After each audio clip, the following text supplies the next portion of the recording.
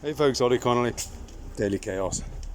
So Breitbart is reporting that Boris has caved on his deadline tomorrow. So hopefully this is fake. Hopefully, and I will eat this video if it is. They're saying that he's going to extend again another deadline. Whatever, doesn't matter, does it? Good negotiating tactics. It is so obvious to anybody with a brain that all he ever needed to do was to say, talk trade, never mind any withdrawal agreement, anything like that. We didn't need any of that. That was a complete distraction. Just another extension, a very expensive one. Not least of all because it included a border down the Irish Sea and continued exposure to the European Central Bank. So anyway, yeah. We're going to know for sure tomorrow, but that's what Breitbart's reporting. The reason I'm doing this video today is because I want people to pay attention to how the media react to this, or don't. So, for example, whilst Breitbart, bless their cottons, are trying to hold Boris's feet to the fire, so to speak, by having this story as their top story this afternoon, most of the rest of the media aren't even reporting on it yet, or giving it cursory coverage, despite the fact that the whole Brexit campaign was enormous, was it not? You would think that the question of our sovereignty is the ultimate, the primary and ultimate issues of our time.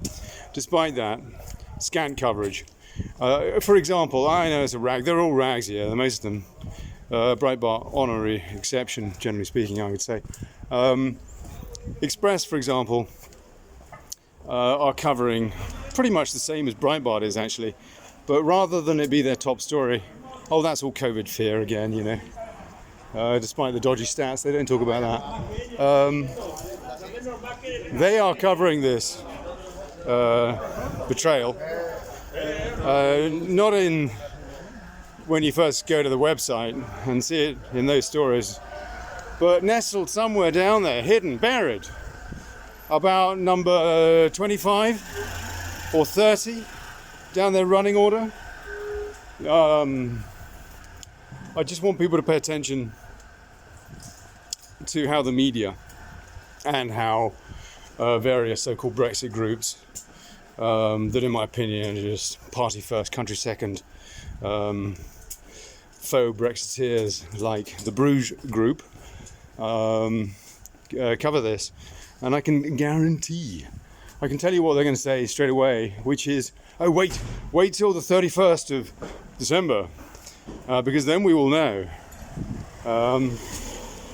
Just conjuring hope, spinning nonsense when people that do care about their country, the future of the country, etc., the fact we're supposed to be holding it in trust, what our forefathers fought for and died for, all that sort of stuff. Despite all that, they will be spinning them a line, telling them to mask up or whatever else, just, basically to have hope, faux hope. How many years do we have to put up with this absolute drivel, this nonsense, this rhetoric, as opposed to action? Right, that's it really. Just watch the media. Watch the way they spin this latest betrayal from Boris Johnson. He did the same thing in June. The Tory party did it, 3 times over the course of the last year or so. So that's 5 times now, 5 betrayals in terms of saying things about getting Brexit done when it just hasn't happened. Watch the way it's spun, people. Watch the way it's spun. And if you are still somehow supporting the Fourth Estate and buying or subscribing to these rags that are not asking these sort of pertinent questions, then stop. Cut the tongue from the head of the snake. Right, that's it really. God bless you. Other stuff going on today. Interesting email has cropped up about Hunter Biden, and apparently his dad, who denied having any dealings with Hunter's business associates, did actually have a meeting, according to this email, with Ukrainian colleagues of Hunter's, so that's kind of interesting, isn't it? Something else the media won't be talking about, of course. And what's the other thing? Yeah, SEAL Team 6. SEAL Team 6, all sorts of revelations coming out there.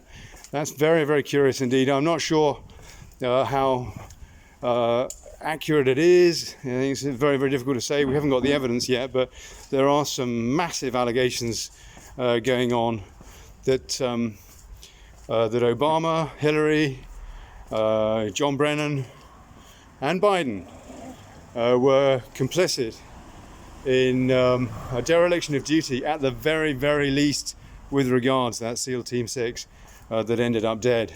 The team that was supposed to have taken out Osama bin Laden. Now these allegations suggest that Osama bin Laden was holed up in Iran with the knowledge of the US Obama administration. Incredible stuff, absolutely incredible. I mean, easily the biggest story of the week, of the year. Bigger than Fisagate by a long chalk. I mean, you know, really massive. It could be false. I put out a post last night, about this, and Facebook came back very kindly, their ex-CNN fact checkers, to tell me that was rated false, despite the fact that we don't actually know whether or not, as I said in the post, that it is false yet. It could be a giant hoax, or it could be the ultimate October surprise.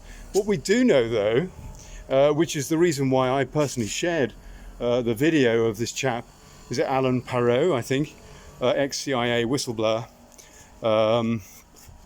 is because Donald Trump retweeted the same video. Yeah, I thought that was kind of curious. I thought that was very interesting. So anyway, we'll see what's going on with that. We'll find out more about that. So yeah. Just watch the media, people. Watch the way the media